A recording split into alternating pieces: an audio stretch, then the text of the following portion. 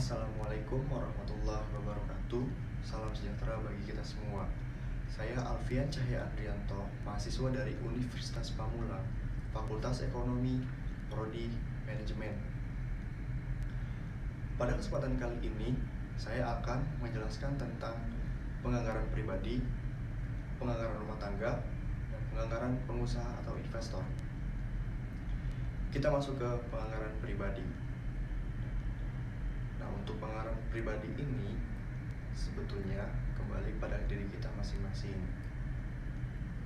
Kalau untuk saya pribadi, saya menganggarkan jika salary saya sudah masuk, saya akan menganggarkan semuanya tergantung kebutuhan saya. Nah, kebutuhannya seperti apa sih? Dan untuk kebutuhannya adalah untuk makan sehari-hari selama saya bekerja, dan untuk uang bensin karena saya tiap hari ke kantor mengendarai kendaraan, dan yang terakhir untuk uang parkir. Dan selanjutnya saya juga menyisihkan sebagian uang saya untuk berinvestasi. Tidak banyak, hanya sebagian saja, dan hanya beberapa persen saja dari penghasilan saya. Karena saya percaya kepada pepatah sedikit-sedikit akan menjadi bukit.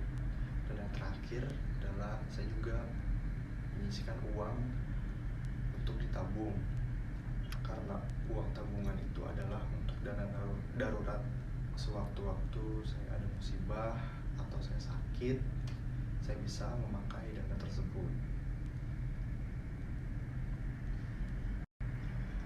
Dan yang terakhir adalah saya menggunakan penghasilan saya sebagian untuk self reward, seperti saya membeli barang yang saya inginkan sejak dahulu sebelum saya punya uang, dan saya kini kan sudah bekerja, saya rasa saya mampu membeli barang tersebut, itu saya jadikan self reward.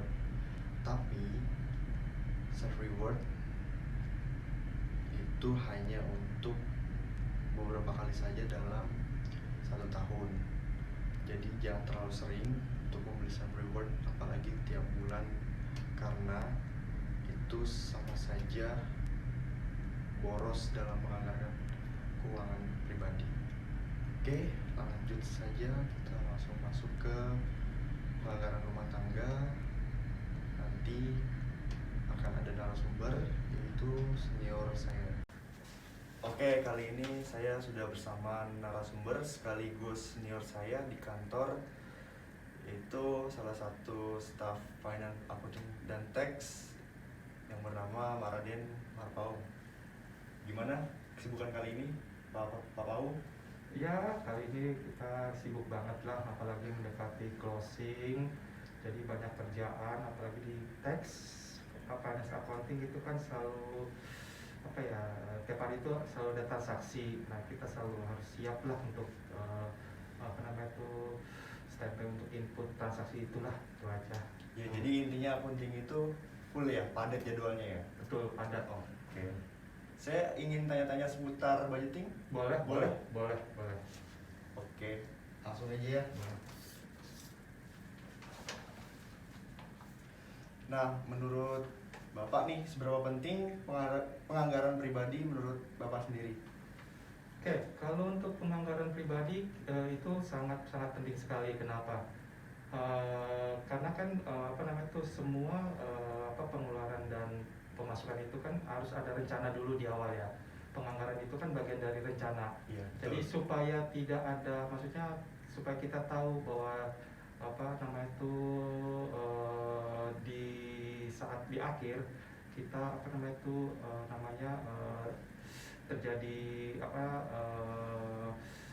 positif atau negatif dari penerimaan dan pengeluaran kita. Jadi sangat penting banget rencana anggaran itu bagi saya sih, supaya juga untuk mengontrol pengeluaran rumah tangga, itu yang lebih penting lagi itu. Berarti intinya untuk menurut Pak Paung sendiri, penganggaran pribadi ini sangat penting agar penganggaran pribadi ini terstruktur dan terorganisir ya? Betul sekali. Karena dasarnya kan kita kan punya itu kebutuhan ya.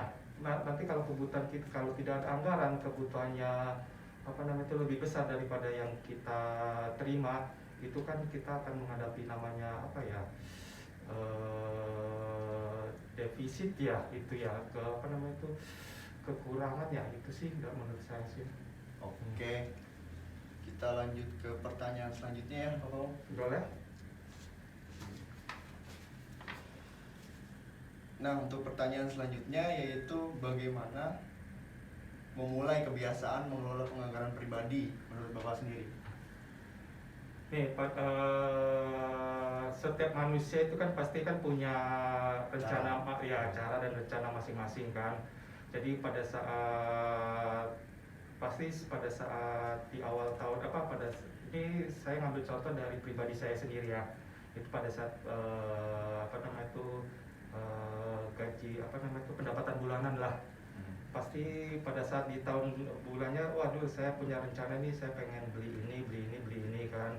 Itu gaji saya berapa nih. Nah, itu kan berarti kan kita udah dari sekarang itu sebenarnya dari udah punya kebiasaan sendiri untuk merencanakan anggaran. Jadi kita udah, ini saat ini saya bulan depan saya mau beli, misalnya ya, mau beli iPhone. Berarti kan kedepannya kita udah harus tahu rencananya anggaran kita terima berapa, kita untuk dapat berapa. Jadi itu untuk untuk kebiasaan anggaran itu sangat penting, apalagi untuk kita ya yang sekarang ini, apalagi untuk kita yang lagi bekerja ini, anggaran sangat penting sekali, gitu sih. Oke, terus kita lanjut ke pertanyaan untuk penganggaran rumah tangga.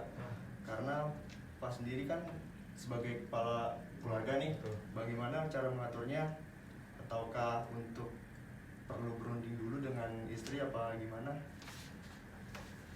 Kalau anggaran rumah tangga sih kita udah tahu ya, untuk yang itu pasti pengeluaran rutin dulu, kita udah pasti tahu kan itu ya. Nah, itu kita udah tahu dengan gaji kita berapa yang kita terima, udah itu pengeluaran sendiri berapa, kita itu udah tahu, wah ini udah kita posin setiap ini pos, udah itu kayak misalnya listrik sebulan berapa, itu angsuran angsuran yang lainnya berapa. Nah, itu kita udah pasti dulu untuk kontrol anggarannya ya. Kita udah dari awal udah tahu lah. Jadi pada saat kita jangan sampai pada saat nanti kita udah punya di akhir punya tabungan lah di akhir gaji berikutnya, itu sih. Iya. Oke, kali ini ada narasumber yang kedua, yaitu akan menjelaskan tentang penganggaran rumah tangga, yaitu dengan Ibu Nur Saidah. Beliau ini adalah Chief Finance.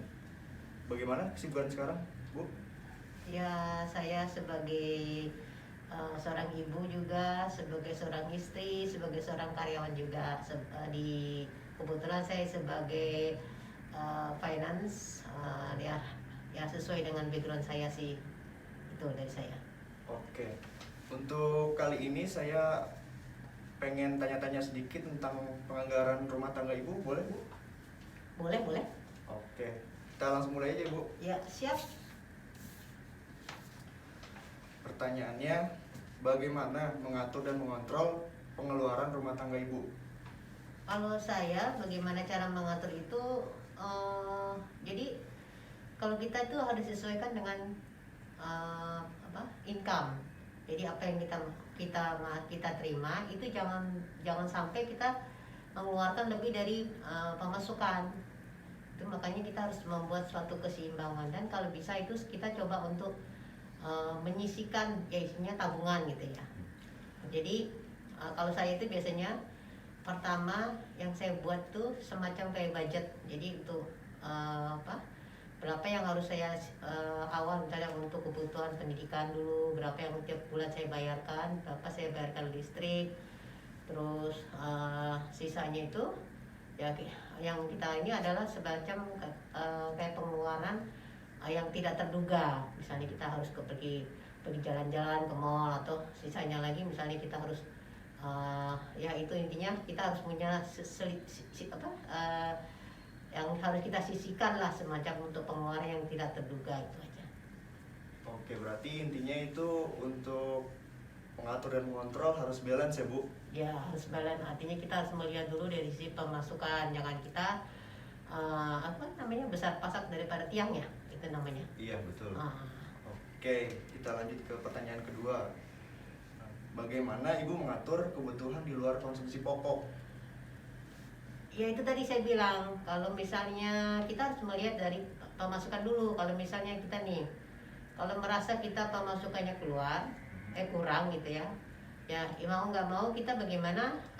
Kebetulan saya itu mempunyai hobi di bidang masak gitu kan. Nah kebetulan saya itu ada tambah-tambahan, kadang-kadang teman-teman tuh ada memesan tuh catering. Nah itu yang termasuk ya saya bilang kalau di itu pemasukan yang tidak terduga gitu. Nah itu bisa menjadi suatu apa namanya kita tabung atau untuk menutupi yang merasa bahwa kita hitungannya sebulan itu kurang gitu. Berarti hitungannya itu hobi bisa menjadi other income ya Bu? Ya benar itu. Oke. Nah selanjutnya lagi, pertanyaan selanjutnya adalah apakah perlu adanya usaha lain di luar pekerjaan Ibu yang saat ini?